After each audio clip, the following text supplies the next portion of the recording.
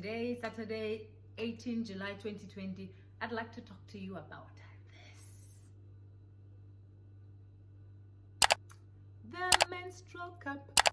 Yep. So, I'm giving you a warning in advance. There's going to be a lot of TMI, or there might be some TMI in this video, so too much information. So this week I tried out the menstrual cup for the very first time.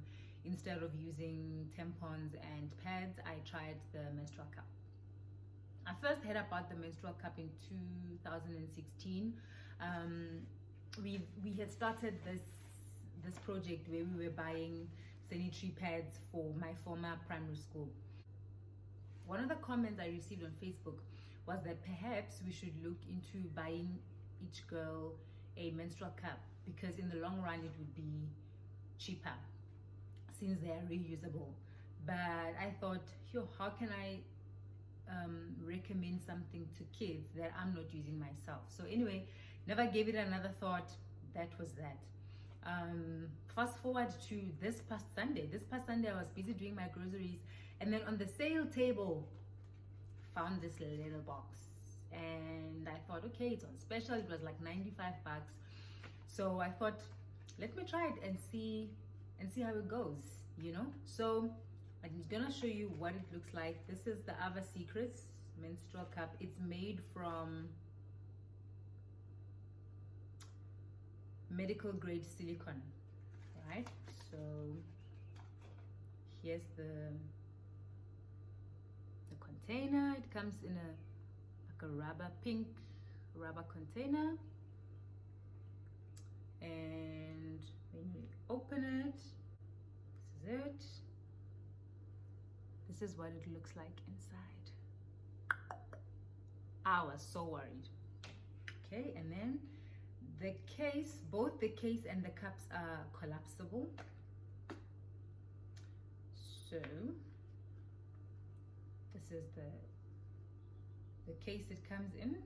No, don't worry, this is not the cup. This is not what goes into your VJJ. No. This is the cup. This is the stem.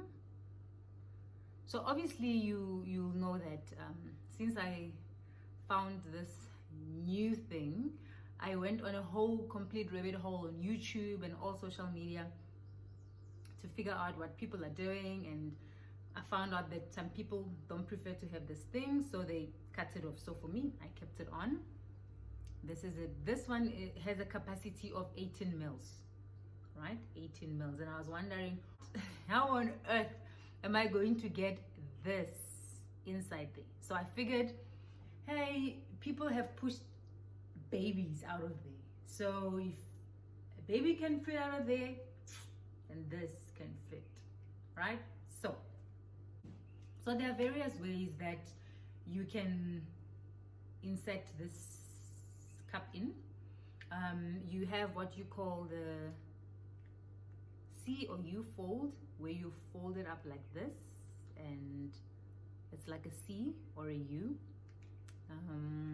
That's still, quite large, right? And then you also have what you call the fold number 7. I mean, there are lots and lots of methods you can use to insert this. There's also the number 7 fold, where you fold it like into a 7, right? And then you also have the punch down fold, which I also used, right? So basically what you do is you punch here, right? So okay, but anyway, I'll do a whole video on the different ways you can insert your menstrual cup. So today I just wanted to focus on what my experience was like. So number one, I'm a heavy bleeder. I generally use a tampon and a pad together, and on the tampons I usually use Super Plus. And so when I have the tampon on and the pad, I have to change every 2 hours, right, with both. And what I realized was, on the first day that I used the cup, I changed it every 4 hours. Okay, so this is the 18 ml capacity cup. They come in different capacities. I found out there are 20 mils, 25, 30, 35, 40, even 50 mils, right? So this one was 18 mils. So it wasn't as hard as I expected it to be. And setting it for me was pretty easy. Since you are already moist down there, it was quite easy. Once I found the insertion point, my favorite insertion point, or the insertion point that worked for me, it just literally slid in. My challenge was I did not know whether it had opened or not. I was expecting to hear that pop, right? But I couldn't hear anything. So I wasn't sure whether or not it was inserted properly and whether it was open once inside of me. So I tried it at night, and I had a pad on just as a security. So I slept with it through the night, and then in the morning when I woke up, the pad was clean. So I guess it opened just fine. And taking it out was pretty interesting.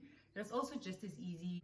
I took it out, rinsed it, and then put it back in. I was going to work though, and I was concerned about how it was going to be while it worked.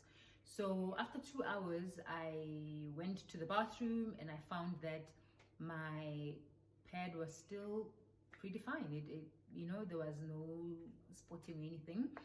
Just a slight moisture, but nothing monumental.